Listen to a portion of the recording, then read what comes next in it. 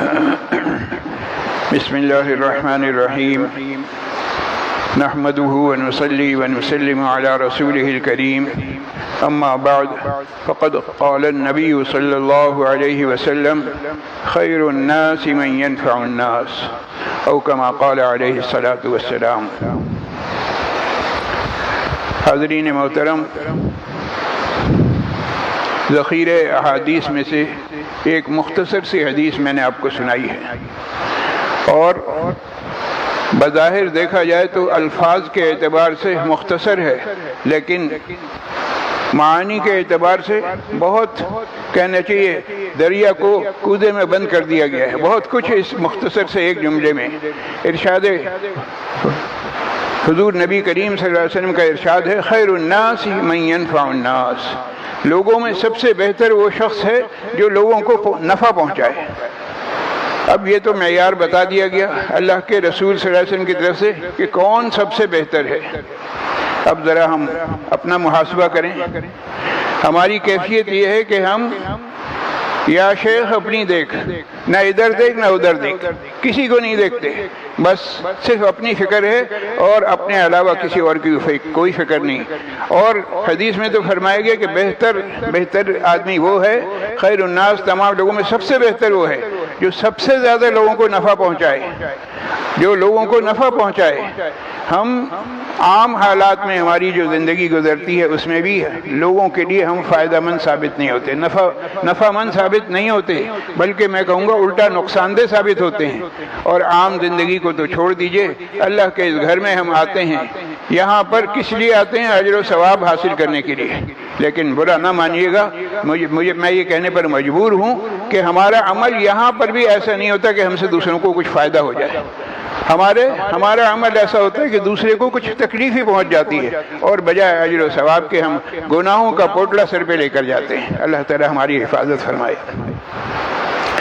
اور بحیثیت مجموعی مسلمان قوم کی کیا حالت ہے اس کو آگے بتایا گیا ہے، ایک مثال سے سمجھایا گیا ہے۔ اس سے پہلے میں یہ دو جملے کہنا ضروری سمجھتا ہوں کہ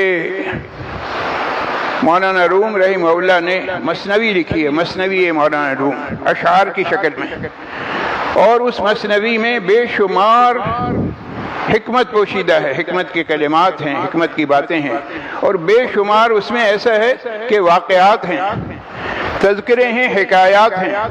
اور ان حکایات کو صرف اس لیے نہیں بیان کیا جاتا، یا وہ انہوں نے حکایات اس لیے نہیں جمع کی ہیں کہ لوگوں کو قصے کہانیاں سنانی ہوں، بلکہ ان حکایات کے ذریعے سے ہمیں عبرت حاصل ہو۔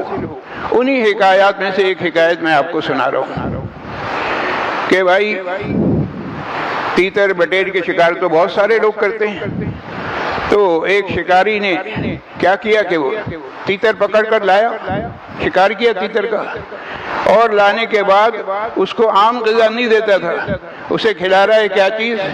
بادام، پستے، کاجو، انتہائی مہنگی اس کو جو ہے خوراک دی جا رہی ہے، اور اس کی خوب خاطر تواضع کی جا رہی ہے، اور خاطر تواضع کے بعد اس کو ٹریننگ دی جا رہی ہے۔ کس بات کی ٹریننگ؟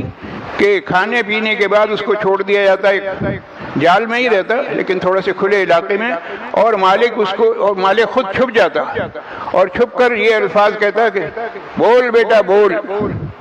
اب تیتر جب یہ الفاظ سنتا تو یہ الفاظ سن کر وہ اپنی زبان میں اپنی آواز نکالتا، تیتر کی آواز وہ نکالتا۔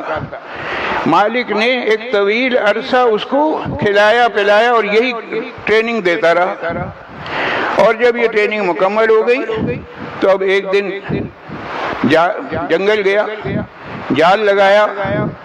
جال کس مقصد سے لگایا؟ کہ اب بہت سارے تیتر پکڑنے ہیں، اور جال لگانے کے بعد اس نے یہی کیا کہ جال تو لگا ہوا ہے، اپنے اس تیتر کو خود چھپ گیا اور اپنے اس تیتر سے کہا وہی جملہ کہ بول بیٹا بول۔ اب تیتر آواز لگا رہا ہے۔ تیتر کی آواز سن کے اس کے دوسرے ساتھی جنگل میں جتنے تیتر ہیں وہ یہ سمجھ رہے ہیں کہ شاید ہمارے بھائی پر کوئی مصیبت آ گئی ہے، کوئی مسئلہ ہے، آؤ ذرا اس کی ہم مدد کریں۔ تو اس کی مدد کے خیال سے بہت سارے تیتر جمع ہو جاتے ہیں، اور شکاری کیا کرتا ہے؟ اتنے سارے تیتروں کو شکار کر لیتا ہے، سب کو جال میں بند کر دیتا ہے۔ تو ایک تیتر آواز دیتا ہے، اس کی آواز پر بہت سارے تیتر جمع ہو جاتے ہیں۔ ذرا اس مثال کو سامنے رکھ کر غور کیجئے کہ آج ہمارا کیا حال ہے۔ کیا ہمارا مسلمان بھائی کسی جگہ ظلم و ستم کا شکار ہو، پوری دنیا میں کسی جگہ، اور وہ چیخ رہا ہو، چلا رہا ہو، تو ہمارے دل پہ کچھ اثر ہوتا ہے؟ معاف کیجئے گا، میں کہوں گا ہرگز کوئی اثر نہیں ہوتا۔ تو شکاری سارے تیتر اکٹھے کر لیتا ہے، جال میں بند کر لیتا ہے، گھر لے آتا ہے۔ گھر لانے کے بعد کیا کرتا ہے؟ ایک ایک تیتر کو لے کے ذبح کر رہا ہے، اس کا گوشت بیچوں گا۔ اور وہ جو تیتر ہے پالتو، اس کے سامنے یہ کام ہو رہا ہے، اور پالتو تیتر جو ہے اف نہیں کرتا۔ کیوں؟ اس لیے کہ اس کو اس کے حصے کی نہ صرف یہ کہ خوراک مل رہی ہے بلکہ اعلیٰ درجے کی مل رہی ہے۔ وہی بات ہے جو میں نے شروع میں کہی کہ یا شیخ اپنی دیکھ، بس نہ دائیں دیکھ نہ بائیں دیکھ۔ آج یہی حالت ہماری ہے، ہمیں اس سے کوئی سروکار نہیں کہ میرے بھائی پر کیا بیت رہی ہے، کشمیر میں میرے بھائیوں پر کیا ہو رہا ہے، فلسطین میں مسلمانوں پر کیا ہو رہا ہے، برما میں کیا مظالم ڈھائے جا رہے ہیں، خود انڈیا میں کیا ہو رہا ہے، مسلمان کس طرح سے ظلم کی چکی میں پس رہے ہیں، ہمیں اس سے کوئی سروکار نہیں۔ اور شکاری نے نہ جانے کتنے ایسے تیتر پال رکھے ہیں صرف اسی مقصد کے لیے کہ وہ آواز دیں گے اور بہت سارے تیتر جمع ہو جائیں گے، اور اس کی وجہ سے مسلم امت پر ظلم و ستم کے پہاڑ توڑے جا رہے ہیں۔ کرنے والے یہ کر رہے ہیں اور ہم کیا کر رہے ہیں؟ ہمیں صرف اپنی دارالروٹی کی فکر ہے، بس اس کے علاوہ کسی سے کوئی سروکار نہیں۔ ہم نے کبھی یہ سوچا بھی نہیں کہ ہمارا یہ فرض بنتا ہے کہ ہم اپنے کسی مسلمان بھائی کی مدد کریں۔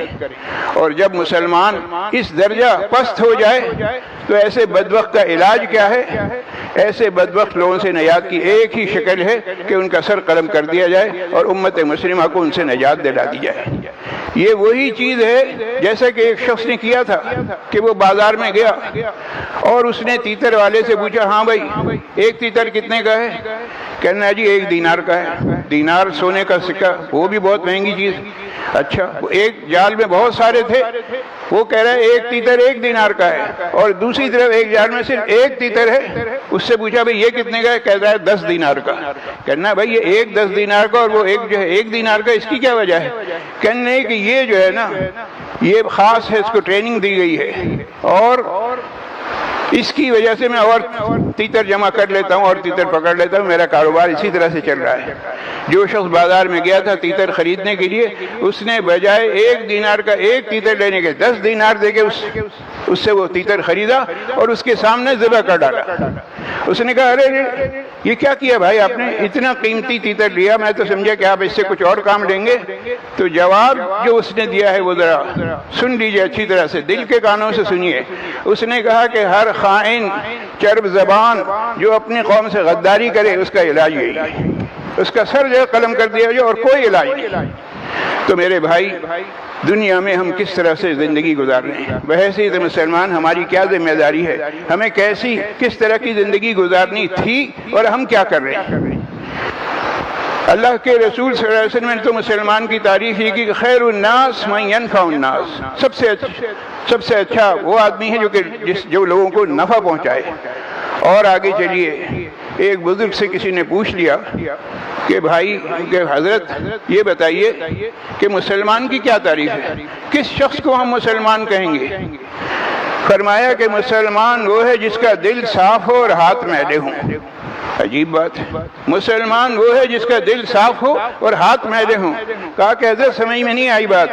فرمایا کہ دل میں کسی کے لیے بغض، کینہ، عداوت یہ سب کچھ نہ ہو، اور ہاتھ سے وہ دیگر مسلمانوں کی اتنی خدمت کر رہا ہے کہ پسینے میں شرابور ہے، ہاتھ بھی اس کے میلے ہو رہے ہیں، اور جناب علی لگا ہوا ہے اپنے مسلمان بھائی کی خدمت میں۔ ہم ذرا سوچیں کہ ہم پر یہ تعریف فٹ ہو رہی ہے نہیں؟ اگر فٹ ہو رہی ہے تو سبحان اللہ، ماشاءاللہ، پھر تو واقعتاً ہم مسلمان ہیں۔ اور اگر خدا نخواستہ یہ تعریف ہمارے اوپر فٹ نہیں ہو رہی تو ہمیں سوچنا چاہیے کہ پھر اللہ کے جتنے عذاب بھی ہمارے اوپر آئیں کم ہیں۔ کیوں؟ اس لیے کہ ہم نے اپنی مسلمان کی جو تعریف تھی وہ تعریف ہم نے کھو دی۔ اب ہماری شناخت نہیں ہے، ہماری پہچان نہیں ہے، ہمیں پتہ نہیں چل رہا کہ یہ کون سی قوم ہے اور اس قوم کی کیا خصوصیات تھی، کیا انفرادیت تھی، ہم ساری چیزوں کو بھول گئے ہیں۔ آخر میں حضرت مولانا ابو الحسن علی ندوی رحمہ اللہ، جن کو علی میاں کہا جاتا تھا، تو حضرت علی میاں کا ایک قول آخر میں سنا کر بات ختم کر رہا ہوں، فرمایا کہ انفع بن جاؤ۔ انفع کے کیا معنی ہیں؟ سب سے زیادہ نفع پہنچانے والے۔ جب تم سب سے زیادہ نفع پہنچانے والے بن جاؤ گے تو چاہے تم پہاڑ کی چوٹی پر چڑھ جاؤ یا کسی غار میں جا کر چھپ جاؤ، لوگ تمہارے پیچھے پیچھے آئیں گے۔ کیوں پیچھے آئیں گے؟ اس لیے کہ لوگوں کو معلوم ہے کہ اس شخص سے ہمیں فائدہ حاصل ہوگا، لہذا ایسا بننے کی فکر کرو۔ یہ حضرت علی میاں رحمہ اللہ کی نصیحت ہے، خدا کرے کہ یہ نصیحت ہماری سمجھ میں آ جائے اور ہم اس کے مطابق عمل پیرا ہونے والے بن جائیں۔ اللہ تعالیٰ مجھے بھی عمل کی توفیق نصیب فرمائے اور آپ تمام حضرات کو بھی۔ وآخر دعوانا ان الحمد للہ رب العالمین۔